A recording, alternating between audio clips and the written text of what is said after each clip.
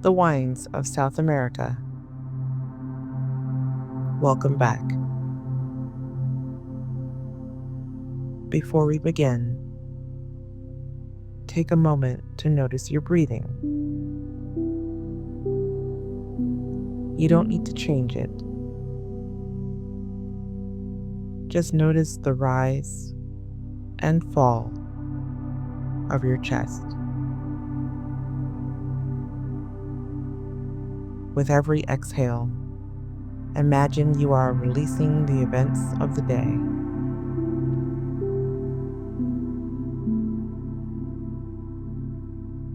As a reminder, your screen will remain dark tonight.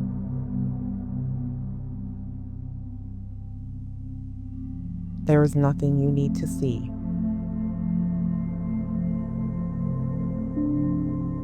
This space is designed to be a sanctuary for your eyes and your mind.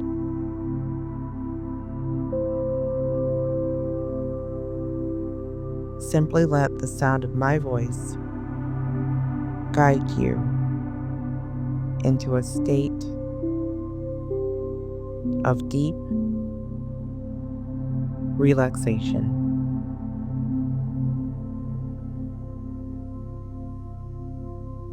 Part 1: The backbone of the world.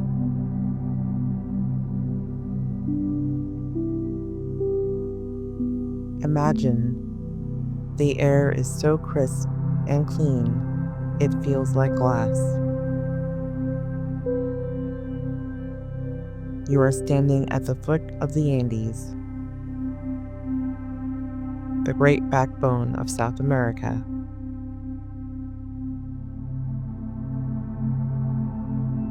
Above you, the peaks are capped with eternal snow.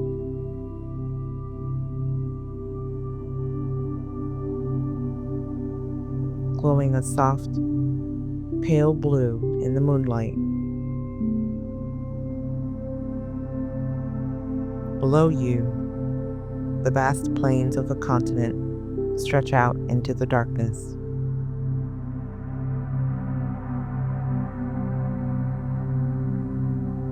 In South America, wine is a story of survival and transformation.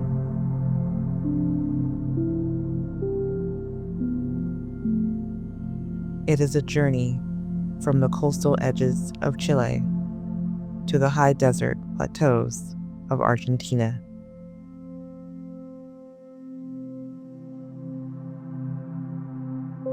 It is a landscape where the sun is closer, the air is thinner, and the water comes directly from the melting glaciers of the high peaks.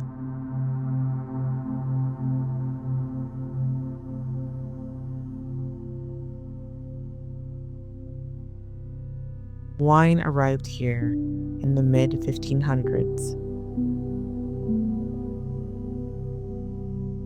carried in the holds of Spanish ships.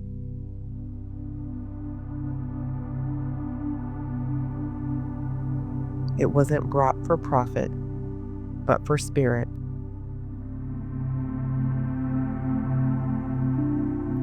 The conquistadors and the Jesuit missionaries needed wine for the Mass.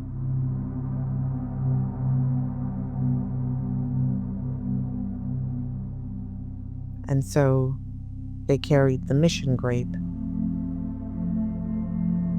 known as País in Chile, and Criolla in Argentina, across the ocean.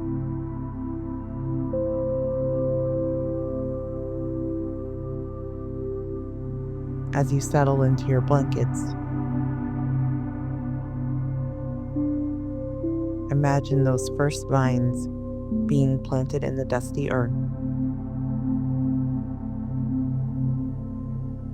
The first roots reaching down into a soil that had never known the grape before.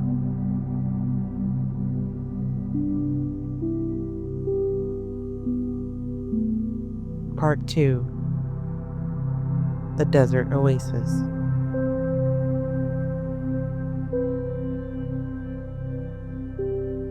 Let's travel across the mountains to Mendoza, Argentina.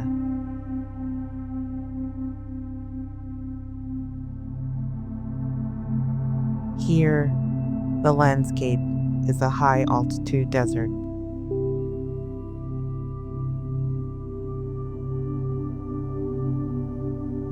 It is a place that should be too dry for anything to grow.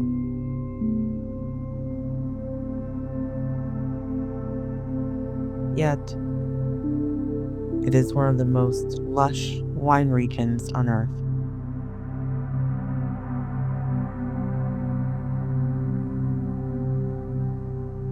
How did this happen?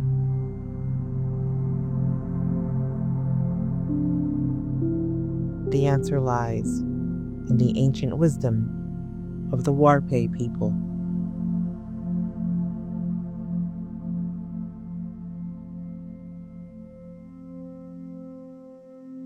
Long before the Spanish arrived,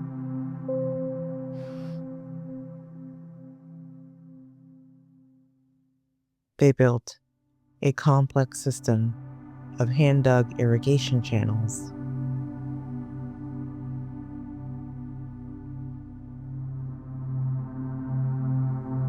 That channeled the snowmelt from the Andes down into the plains.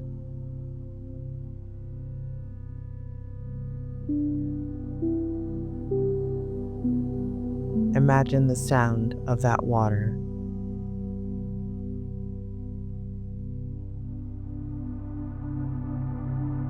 It is a soft, rhythmic gurgling.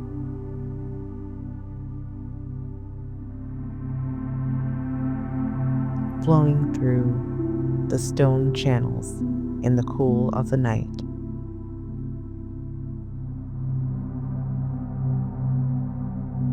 This water is the lifeblood of the valley.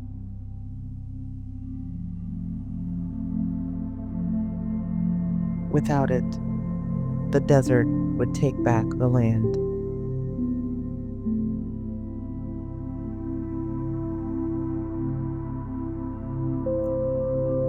In 1853, a Frenchman named Michel-Aimé Pouget arrived in Mendoza.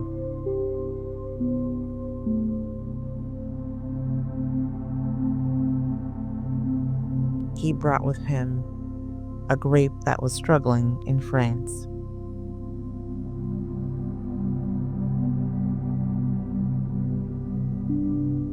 A grape that was often used just for blending.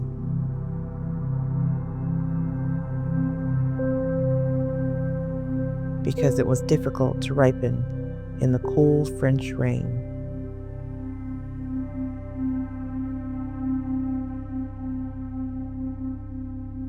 That grape was Malbec.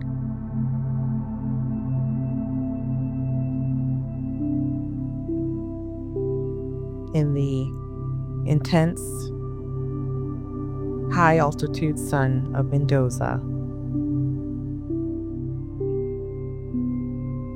Malbec didn't just survive.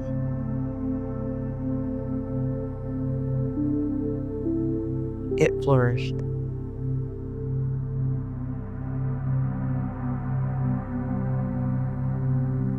It found its soul in the desert.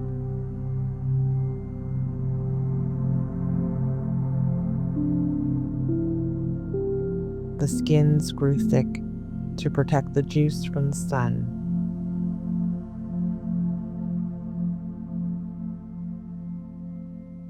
Creating a wine that was deep, dark,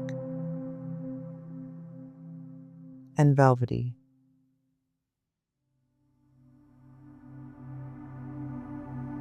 Like the night sky above the mountains.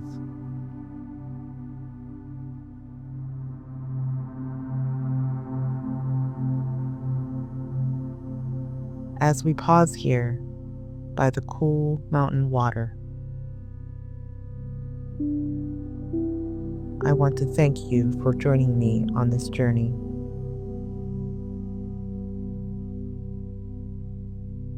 If these stories of the high peaks and the ancient vines are helping you drift towards sleep,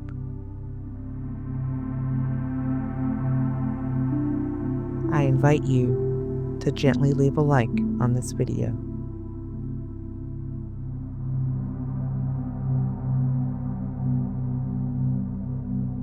And if you'd like to keep exploring the history of the world with us, please subscribe to the channel.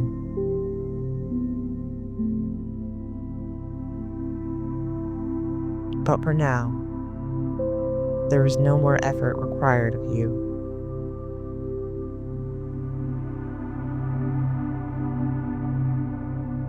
Just let your body feel heavy.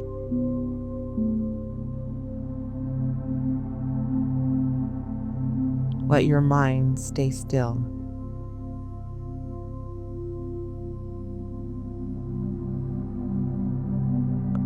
As we cross back over the peaks into the hidden valleys of Chile.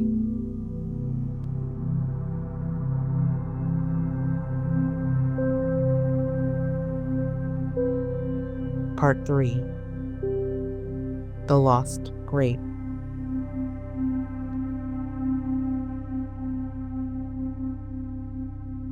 On the western side of the Andes in Chile, the landscape is guarded by the mountains on one side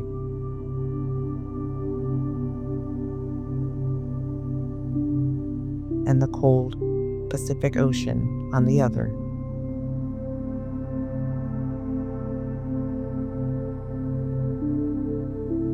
This natural isolation created a sanctuary.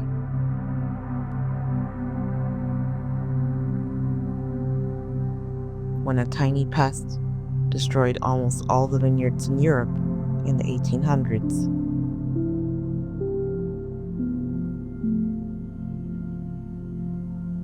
Chile remained untouched.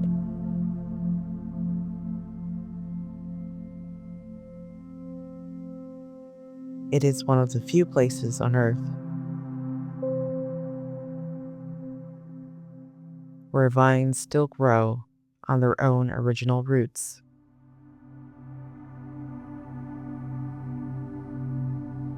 But Chile held an even greater secret.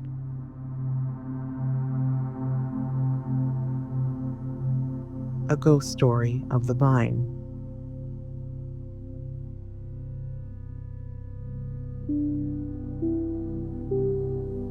For over 100 years,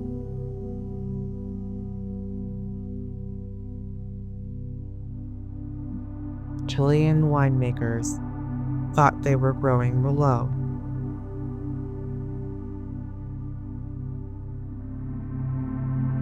But the wine tasted different.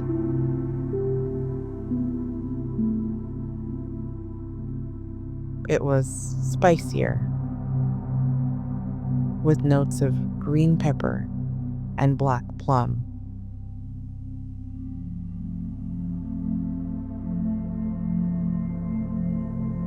In 1994, a French expert was walking through the vineyards.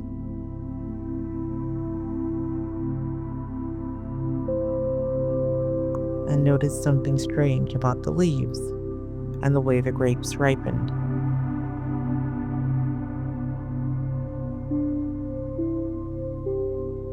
He realized that this wasn't Merlot at all.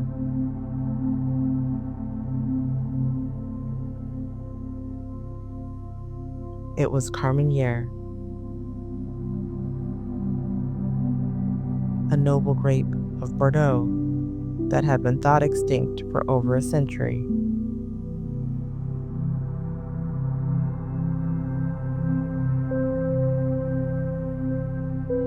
It had been hiding in plain sight in Chile, protected by the mountains and the sea.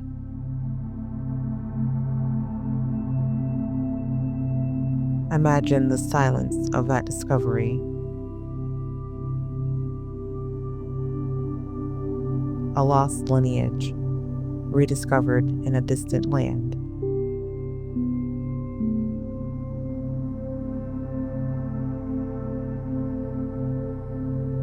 Carmenere is a wine of patience.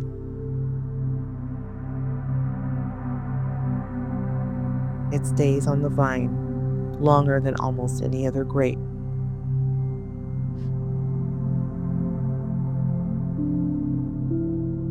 Soaking up the very last rays of the autumn sun before it is ready.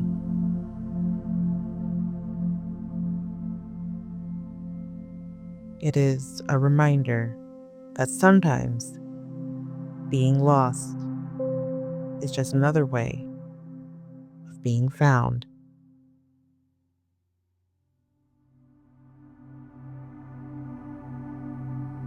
Part 4. The Stars over Cafayate.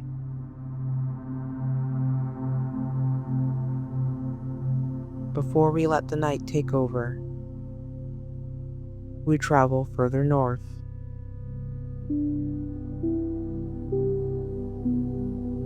To Salta and the valley of Cafayate.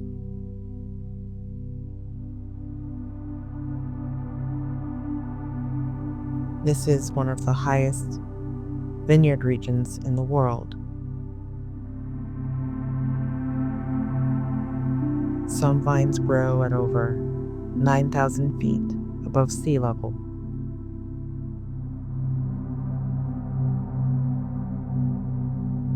Up here, the air is so thin and pure that the stars look like they are within reach.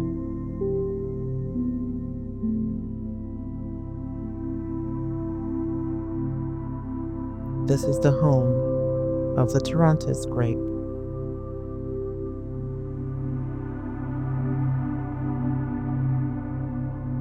It is a white wine that smells like a garden of roses and jasmine.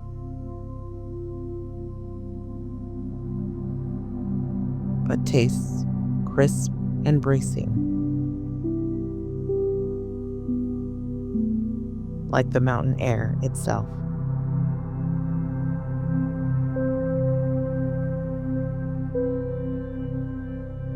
Think of the resilience of these vines.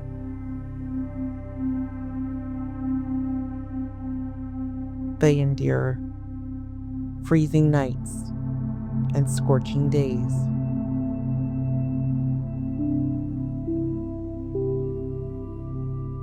They cling to the rocky soil.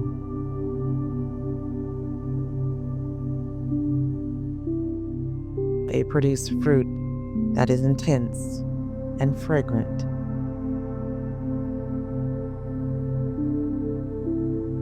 Because they have to fight for it.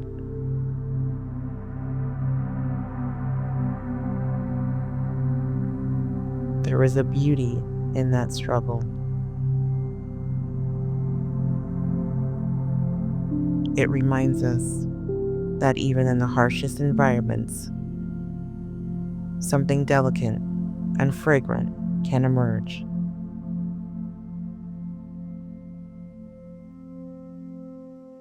As you drift closer to sleep, imagine the scent of those white flowers blowing through the mountain passes.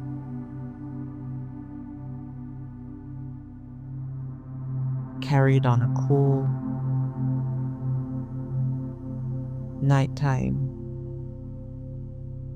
breeze.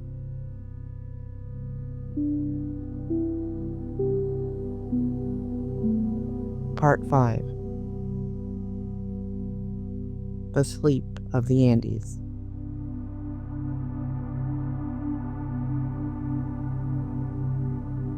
The moon is now a silver sliver over the peaks of the Andes.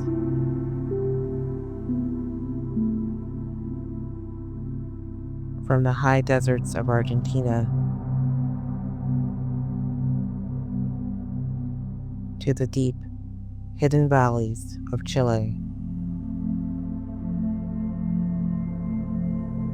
the continent is at rest.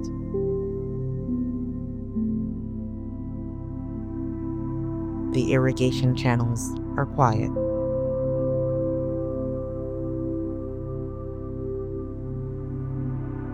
The old vines, with their deep roots and thick bark, are settling in for the night.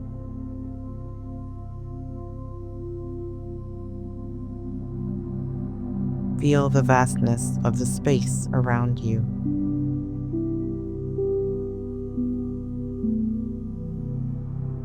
You are like a vine on a quiet plateau.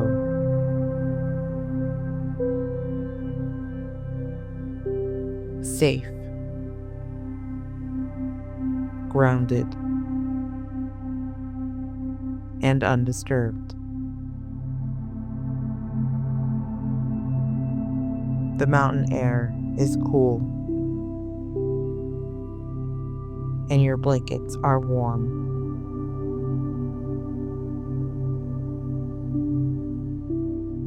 The story of South American wine is a story of finding a new home in the most unlikely of places.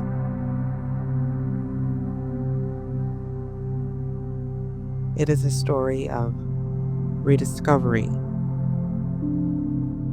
and endurance.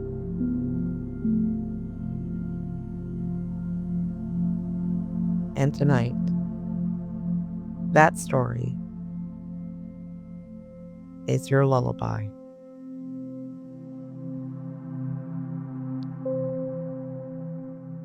Sleep now in the shadow of the mountains.